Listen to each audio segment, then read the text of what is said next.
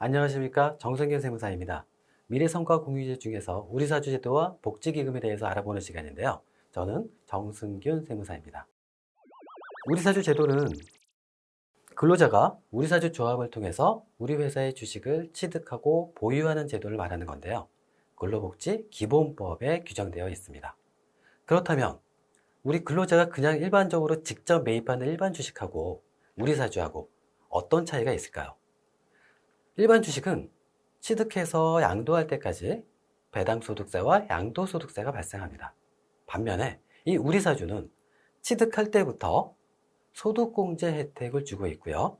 또 주식을 인출할 때 근로소득세를 나중에 가세하는데 이 근로소득세도 보유 기간에 따라 50%에서부터 100%까지 감면을 해주고 있습니다. 그리고 일정 요건을 갖춘 경우라면 배당소득세와 양도소득세까지 비과세해주는 혜택을 주고 있습니다. 어떻습니까? 이 장점이 근로자에 대한 세제 혜택만 있을까요? 그렇지 않죠. 우리 사주에 대한 장점은 더 다양하게 준비되어 있는데요. 근로자 입장에서 조금 더 살펴본다면 근로자는 임금소득 외에 배당소득과 시세 차익에 따른 자본이득을 얻을 수 있기 때문에 경제적, 사회적 지위가 향상되는 복지 증진을 기대할 수 있습니다. 또 근로자는 우리 사주에 있는 의결권을 행사할 수 있기 때문에 근로자의 경영 참여도 가능해지겠죠. 또 주주로서 주인의식과 애사심으로 노사협력도 증진될 수 있습니다. 회사 입장에서는 어떨까요?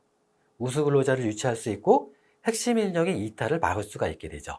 이렇게 되면 기업의 경쟁력은 계속 향상될 수밖에 없는 거죠. 그리고 회사 입장에서는 이 우리 사주에 있는 지분을 우호 지분으로 활용하게 된다면 적대적 M&A를 방지하고 안정적인 경영권 보장을 받을 수 있게 됩니다.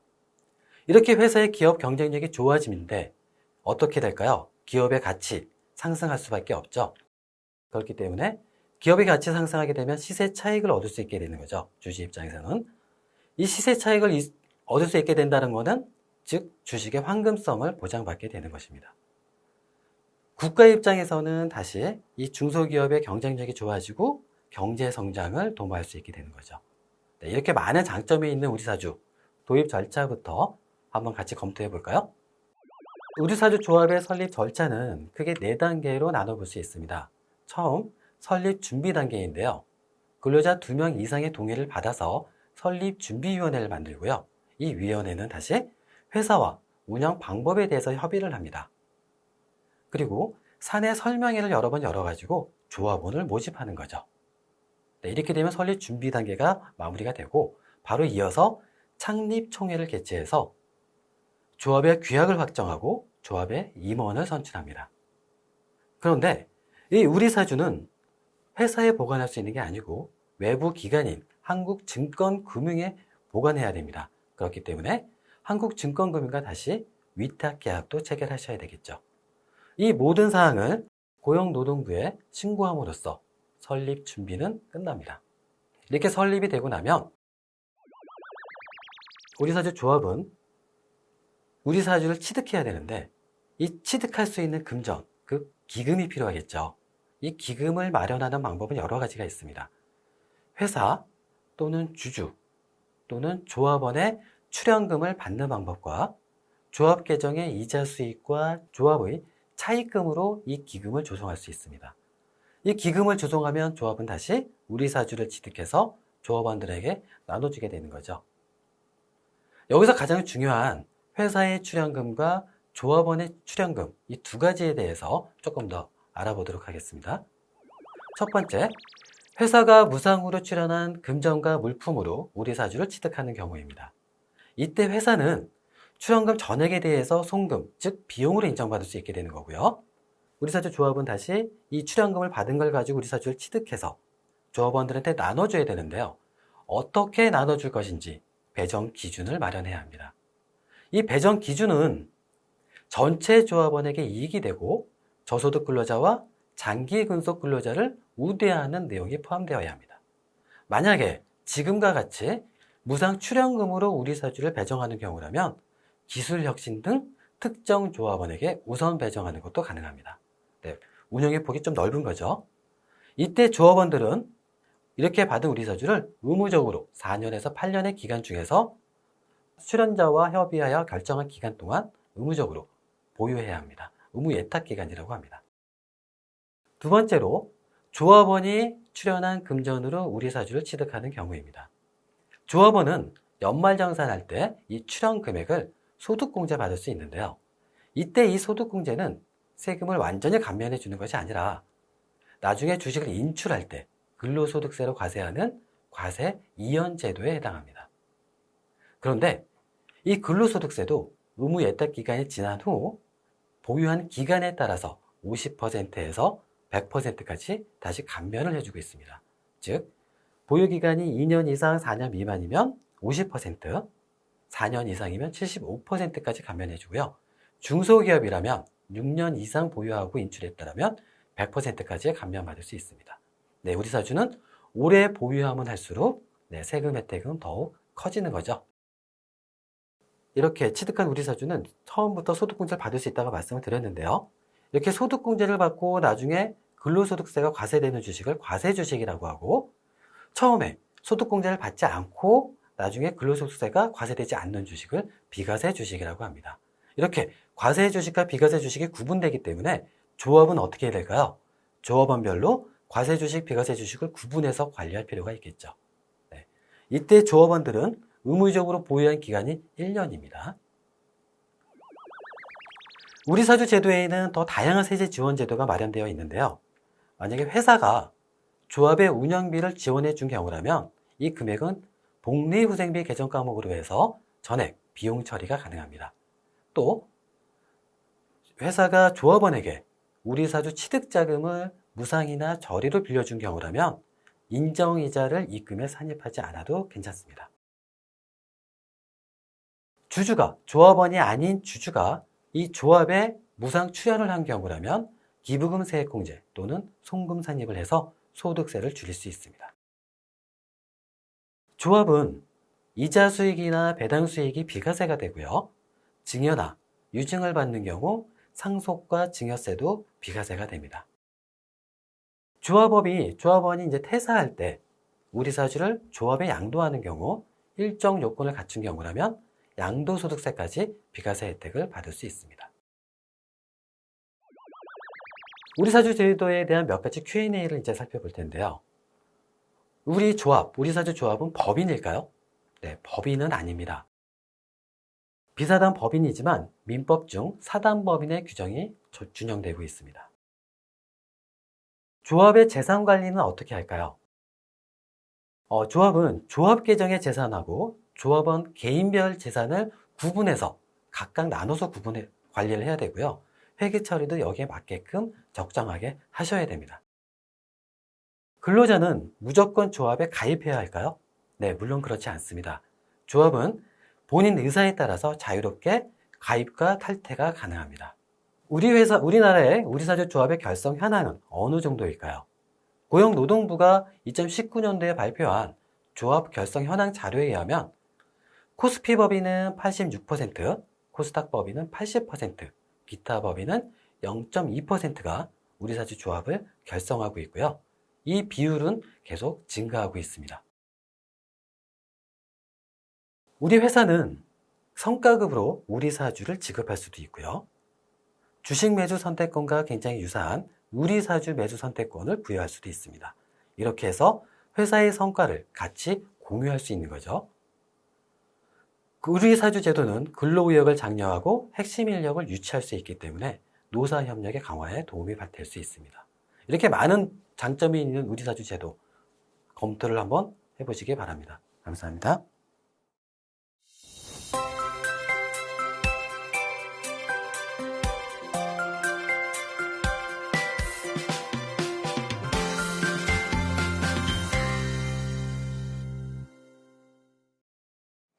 이번 시간에는 성과 공유 제도의 일종인 사내근로복지임과 공동근로복지임 제도에 대해서 설명드리도록 하겠습니다. 저는 사내근로복지임 연구소장 김승문입니다.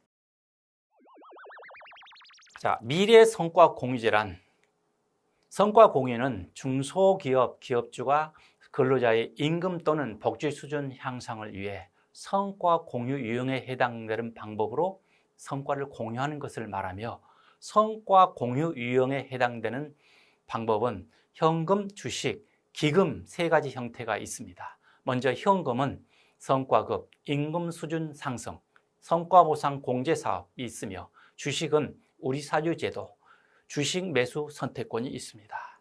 그리고 기금은 사내근로복지기금과 공동근로복지기금 제도가 있습니다. 성과 공유 유형 충족 요건은 첫째, 상시 근로자 1인당 성과급을 제외한 연간 임금 총액이 전년보다 감소하지 않을 것. 둘째, 사업주와 성과 공유를 위하여 지급 또는 출연한 금액이 성과 공유 대상 근로자 1인당 연간 35만 원 이상일 것. 그런데 사내 근로복지금과 공동근로복지금 여기에 해당되지 않습니다. 사내 근로복지금, 공동근로복지금 제도에 대해서 알아보도록 하겠습니다. 사내 근로복지금과 공동근로복지기금은 근로복지기본법에서 다루고 있습니다.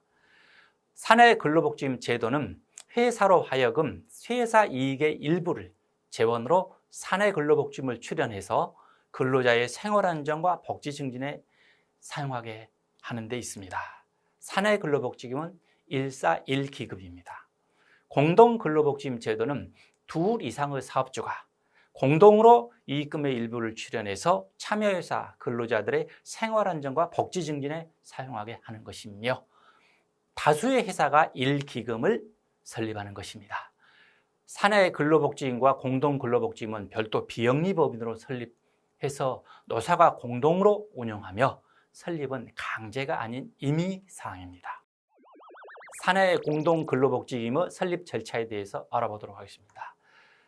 해당 고용노동지청에 기금법인 설립인가 신청을 해야 합니다. 설립인가 신청 시 구비서류는 근로복지연법 시행규칙 제7호 서식인 기금 설립인가 신청서, 둘째 정관, 셋째 설립준비위원 재직증명서, 넷째 출연 확인서, 다섯째 사업계획서 및 예산서, 여섯째 기금 설립준비위원회 회의록 사본을 첨부해서 신청을 하게 되면 고용노동지청에서는 서류를 심사하여 20일 이내에 설립 인가증을 발급해 줍니다. 그러면 관할 등기소에 기금법인 설립 등기를 해야 하며, 기금법인 설립 등기가 끝나면 법인 등기부 등본을 발급받고 관할 세무서에 기금법인 설립 신고를 하면 사업자 등록증 또는 고유번호증을 발급받을 수 있습니다. 이후 예금계좌를 개설해서 기금을 출연받고 고용노동지청에 기본資産총액 변경 보고를 하면 설립 절차가 마무리되게 됩니다. 기금 조성 방법에 대해서 살펴보도록 하겠습니다. 공의 자율 출연이며 사내 근로복지기금은 두 가지 방법이 있는데, 첫째는 직전 회사 세전익이 5%를 기준으로 복지기금 협의회에서 결정하여 출연하는 방법과 회사 또는 임직원이 임의 출연하는 방법이 있습니다. 공동근로복지기금은 5가지 형태가 있는데, 첫째, 참여회사의 출연금, 둘째, 참여회사 임직원들의 출연금, 셋째, 원청회사의 출연금, 넷째, 근로복지공단을 통해서 출연금에 대해서 매칭으로 받는 정부 지원금, 다섯째, 출연금의 매칭에서 지자체에서 출연해주는 출연금이 있습니다. 출연금은 현금뿐만이 아니라 유가증권, 주식, 부동산 등 다양하게 출연할 수가 있습니다. 사내 공동근로복지기금의 목적 사업입니다. 사내 근로복지기금과 공동근로복지기금의 설립 목적이 근로자의 생활안정과 복지 증진이기 때문에 이에 상응하는 사업을 할 수가 있습니다. 첫째, 지원 사업으로는 근로자 주택 구입, 임차 자금의 보조, 우리사주 주식 구입 자금의 지원, 장학금, 재난구호금 지급, 모성보험 및 일과 가정생활의 양립을 위해 필요한 비용 지원, 넷째, 기금법인 운영을 위한 경비 지급, 다섯째, 근로자 복지시설에 대한 출자, 출연, 구입, 임차, 설치 및 운영이 가능하고, 여섯째, 도급 근로자 및 해당 사업 파견 근로자의 복리후생 증진, 일곱째, 근로자의 체육 문화활동의 지원, 여덟째, 근로자 은할 행사의 지원, 아홉째, 사용자가 임금 및 그바그 법령에 따라 근로자에게 지급할 의무가 있는 것 외에 대통령령으로 정하는 사업을 정관에 명시하고 실시할 수가 있습니다. 두 번째는 대부 사업입니다. 근로자 주택의 신축, 구입 또는 임차할 경우, 우리사주 주식을 구입할 경우, 그리고 근로자 생활 안정을 위한 경우 등 이에 준하는 사업으로서 정관으로 정하고 다양한 자금을 근로자에게 저리로 대부할 수가 있습니다. 그리고 중요한 목적 사업을 위한 재원은 어떻게 마련하느냐? 첫째, 지원 사업은 수익금과 기본재산을 사용해서 지원할 수가 있습니다. 수익금 유형을 보면은 출연금을 은행에 예탁하고 받는 이자 수익, 근로자들에게 대부하고 받는 대부이자 수익, 그리고 자사주에서 받는 배당 수익이나 신탁 분배금, 그리고 근로복지시설 운영하면서 받는 수익금으로 지원할 수가 있고, 두 번째, 기본재산을 사용할 수가 있습니다. 기본재산 사용할 수 있는 유형은 세 가지가 있는데, 첫째는 당해 연도 출연금의 50에서 80%를 사용할 수가 있습니다. 특히 중소기업은 당연도 출연금 80%까지도 사용이 허용되어 있습니다. 두 번째, 조성된 기금 총액이 회사 자본금 50%를 초과할 경우 그 초과액을 쓸 수가 있습니다. 셋째, 직전 연도 말 1인당 기금이 300만 원을 초과할 경우 직전 연도 말 기본재산의 20%를 5년에 한 번씩 사용할 수가 있습니다. 그리고 이와는 별도로 이전 연도에 출연금으로 설정한 고유목적사업 준비금은 계속 2월하여 사용할 수가 있습니다. 그리고 대부 사업은 기본재산으로 사업이 가능합니다. 기금의 운용입니다. 기금은 안정성과 유동성을 최우선으로 하여 6가지 방법을 허용하고 있습니다. 첫째는 금융회사 등의 예입 및 금전신탁, 두 번째 수익증권 매입, 국공채 및 금융채 매입, 넷째 기금이 출연받은 자사주에 대해서 유상증자에 참여할 수가 있고, 다섯째 뮤추얼 펀드, 여섯째 리츠를 허용하고 있습니다. 단 회사로 자금을 대여하거나 주식에 직접 투자는 금지하고 있습니다.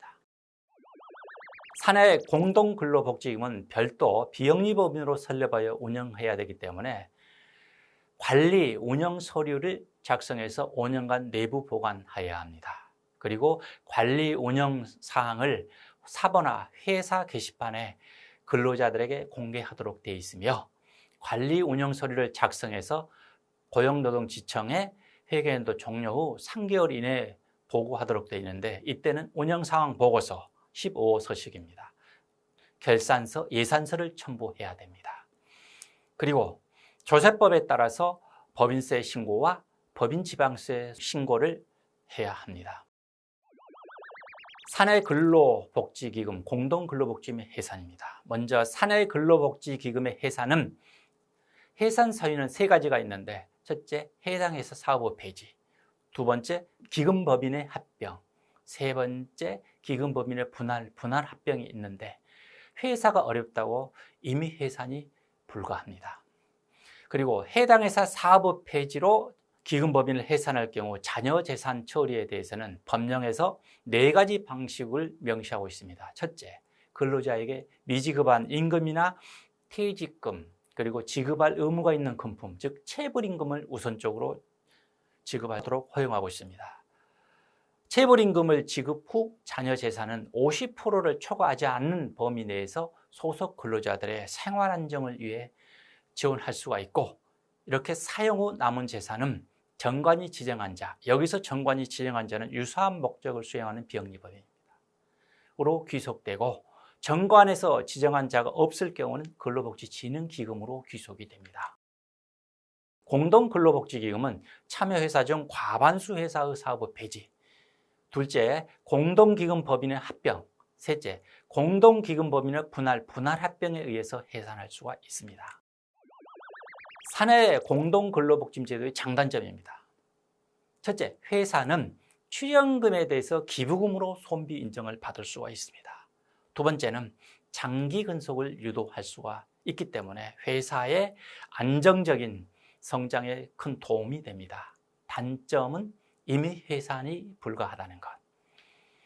그리고 근로자 측으로서는 기금법인을 통해서 지원받는 금품은 근로소득이 아닌 증여소득입니다.